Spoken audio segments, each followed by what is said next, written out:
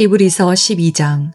이러므로 우리에게 구름같이 둘러싼 허다한 증인들이 있으니 모든 무거운 것과 얽매이기 쉬운 죄를 벗어버리고 인내로써 우리 앞에 당한 경주를 하며 믿음의 주요 또 온전하게 하시는 이인 예수를 바라보자.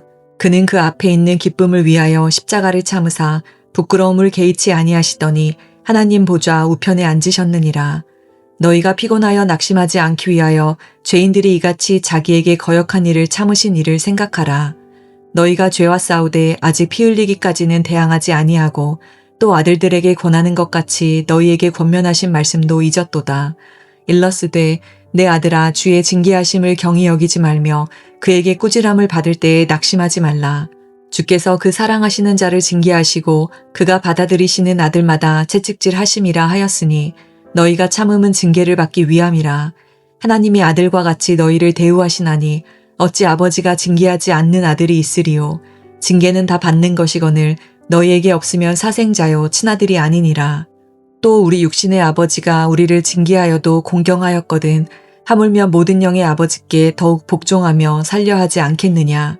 그들은 잠시 자기의 뜻대로 우리를 징계하였거니와 오직 하나님은 우리의 유익을 위하여 그의 거룩하심에 참여하게 하시느니라. 무릇 징계가 당시에는 즐거워 보이지 않고 슬퍼 보이나 후에 그로 말미암아 연단받은 자들은 의와 평강의 열매를 맺느니라. 그러므로 피곤한 손과 연약한 무릎을 일으켜 세우고 너희 발을 위하여 곧은 길을 만들어 저는 다리로 하여금 어그러지지 않고 고침을 받게 하라. 모든 사람과 더불어 화평함과 거룩함을 따르라. 이것이 없이는 아무도 주를 보지 못하리라. 너희는 하나님의 은혜에 이르지 못하는 자가 없도록 하고 또 쓴뿌리가 나서 괴롭게 하여 많은 사람이 이로 말미암아 더럽게 되지 않게 하며 음행하는 자와 혹 한 그릇 음식을 위하여 장자의 명분을 판 에서와 같이 망령된 자가 없도록 살피라. 너희가 아는 바와 같이 그가 그 후에 축복을 이어받으려고 눈물을 흘리며 구하되 버림바가 되어 회개할 기회를 얻지 못하였느니라. 너희는 만질 수 있고 불이 붙는 산과 침침함과 흑암과 폭풍과 나팔소리와 말하는 소리가 있는 곳에 이른 것이 아니라 그 소리를 듣는 자들은 더 말씀하지 아니하시기를 구하였으니 이는 짐승이라도 그 산에 들어가면 돌로 침을 당하리라 하신 명령을 그들이 견디지 못함이라. 그 보이는 바가 이렇듯 무섭기로 모세도 이르되 내가 심히 두렵고 떨린다 하였느니라. 그러나 너희가 이른 곳은 시온산과 살아계신 하나님의 도성인 하늘의 예루살렘과 천만 천사와 하늘에 기록된 장자들의 모임과 교회와 만민의 심판자이신 하나님과 및 온전하게 된 의인의 영들과 새 언약의 중보자이신 예수와 및 아벨의 피보다 더 나은 것을 말하는 뿌림핀이라. 너희는 삼가 말씀하신 일을 거역하지 말라. 땅에서 경고하신 일을 거역한 그들이 피하지 못하였거든. 하물며 하늘로부터 경고하신 이를 배반하는 우리일까 보냐. 그때에는 그 소리가 땅을 진동하였거니와 이제는 약속하여 이르시되 내가 또 한 번 땅만 아니라 하늘도 진동하리라 하셨느니라. 이 또 한 번이라 하심은 진동하지 아니하는 것을 영존하게 하기 위하여 진동할 것들 곧 만드신 것들이 변동될 것을 나타내심이라. 그러므로 우리가 흔들리지 않는 나라를 받았은즉 은혜를 받자.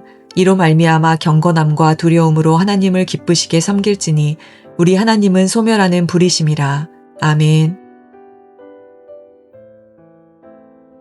오늘 함께 읽은 히브리서 12장은 히브리서 11장의 믿음의 사람들을 이어받아서 그 믿음을 가지고 어떻게 살아가야 하는가를 매우 실제적으로 적용하고 있습니다.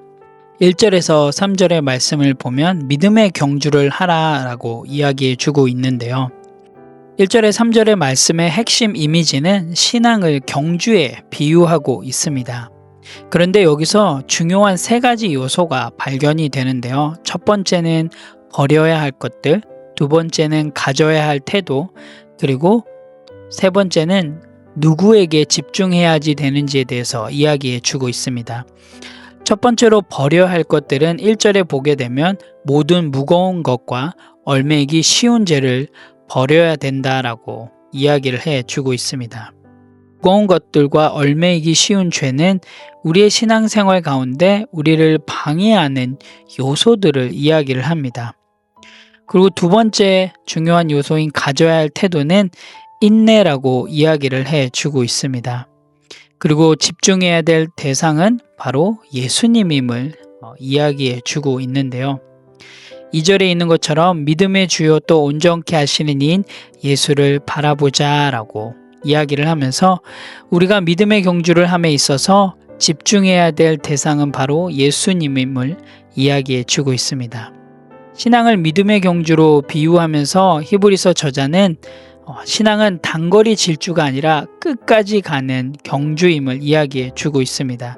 그리고 이 신앙의 경주, 믿음의 경주의 가장 중요한 핵심은 바로 믿음의 주요 또 온전케 하시는 이인 예수님을 바라보는 것이다 라는 것을 이야기해 주고 있습니다. 4절에서 11절을 보게 되면 징계에 대해서 이야기를 해 주고 있는데요. 우리가 이 부분에 대해서 참 많이 나눴습니다. 여러분, 징계는 단순히 어떠한 벌이 아님을 꼭 기억하시기 바랍니다. 징계는 바로 사랑하기 때문에 하는 것입니다.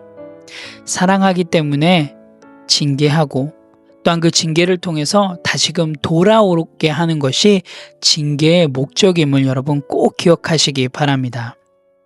그래서 오늘 히브리서 12장에서는 이렇게 이야기를 하죠. 사랑하기 때문에 징계를 해야 하고 또한 그 징계의 목적은 다시 돌아오게 해서 의와 평강의 열매를 맺게 하는 것이다 라고 오늘 히브리서 저자는 이야기해 주고 있습니다. 여러분, 우리 가운데 징계가 있다는 것은 바로 하나님께서 우리를 사랑하신다라는 것이고요. 또 우리 공동체 안에서 징계가 있다는 것은 우리 공동체가 사랑하고 있다라고 하는 표현입니다.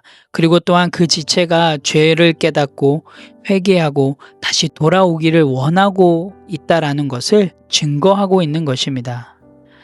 여러분 꼭 기억하십시오. 징계는 벌이 아니라 사랑으로부터 시작된 것이고 또한 그 징계의 목적은 죄를 깨닫고 회개하고 다시 돌아오게 해서 의와 평강의 열매를 맺게 하는 것임을 여러분 꼭 기억하시기 바랍니다.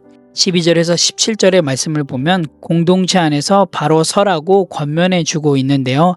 특별히 4가지의 핵심 권면을 해 주고 있습니다. 약한 자를 세우고 화평과 거룩을 추구하고 쓴뿌리를 조심하고 에서처럼 되지 말라고 권면을 하고 있습니다. 우리가 이 권면을 통해서 좀 살펴볼 수 있는 것은 신앙은 단순히 개인만의 문제가 아님을 살펴볼 수 있습니다. 신앙은 공동체가 함께 세워가는 것임을 오늘 히브리서 12장을 통해서 살펴볼 수가 있습니다. 18절에서 24절은 시내산과 시온산의 대조를 통해서 하나님의 새 언약의 우월성을 이야기해 주고 있습니다. 시내산은 두려움과 떨림을 상징하지만 시온산은 평강과 기쁨을 상징하고 있습니다. 예수 그리스도를 통해서 우리는 더 나은 언약, 곧 새 언약에 참여하게 되었음을 알 수가 있습니다. 이러한 권면은 우리가 세상과 구별된 삶을 살아야 함을 이야기해 주고 있는데요. 우리는 우상 숭배와 같은 세속적 삶을 버리고 거룩함을 추구하며 하나님을 기쁘시게 해야 합니다. 이것은 이스라엘 백성들이 광야의 여정을 통해서 약속의 땅에 들어가기까지 하나님께 순종한 것과 같은 맥락입니다. 마지막으로 히브리서 12장은 시내산과 시온산 대조를 통해서 하나님의 새 언약의 우월성을 보여주고 있는데요. 시내산은 두려움과 떨림의 상징이지만 시온산은 평강과 기쁨의 상징입니다. 예수 그리스도를 통해 우리는 더 나은 언약, 곧 새 언약에 참여하게 되었음을 이야기해 주고 있습니다. 오늘 함께 읽은 히브리서 12장을 통해서 또 우리의 삶 가운데 실행하고 실천할 부분들을 함께 나누기를 원합니다. 첫 번째로는 버려야 할 것들을 버리겠습니다 입니다. 오늘 1절의 말씀을 보면 모든 무거운 것과 얽매이기 쉬운 죄를 벗어버리라고 이야기해 주고 있는데요. 여러분, 이것은 죄뿐만 아니라 무거운 것도 우리가 버려야 한다라고 이야기해 주고 있습니다. 무거운 것은 우리가 신앙의 여정을 나아감에 있어서 우리를 방해하는 요소들을 이야기해 주고 있는데요. 이것은 우리에게 여러 가지 습관이 될 수도 있고요. 또한 관계가 될 수도 있고요. 또한 여러 가지 인터넷 매체가 될 수도 있습니다. 여러분 오늘 하루 한번 여러분의 삶을 점검해 보시면서 나에게 무거운 것과 얽매이기 쉬운 죄가 있는지, 그리고 만약에 있다면 그것들을 벗어버리는 그런 귀한 하루가 되길 원합니다. 그것들을 다 벗어버리고 오늘 하루도 정말 인내를 가지고 여러분 앞에 있는 그 믿음의 여정들을 예수 그리스도만 바라보며 달려가시는 그런 귀한 하루가 되시기를 간절히 소망합니다. 두 번째로는 나는 흔들리지 않는 하나님의 나라를 붙잡겠습니다 입니다. 28절의 말씀을 보면 그러므로 우리가 흔들리지 않는 나라를 받았은즉 은혜를 받자 이로 말미암아 경건함과 두려움으로 하나님을 기쁘시게 섬길지니 라고 기록되어 있는데요. 이것은 우리가 하나님의 은혜로 구원받았으며 그리스도의 희생을 통해 확고한 믿음의 기초 위에 서 있다는 것을 의미하고 있습니다. 그래서 우리는 그러한 은혜에 감사하며 또한 우리가 마땅히 해야 할 도리는 경건하게 하나님께 예배드리고 또 하나님의 뜻을 따르는 삶을 살아야 하는 것임을 이야기해 주고 있는데요. 오늘 하루도 여러분을 흔드는 많은 어려움과 유혹과 고난이 있을 것입니다.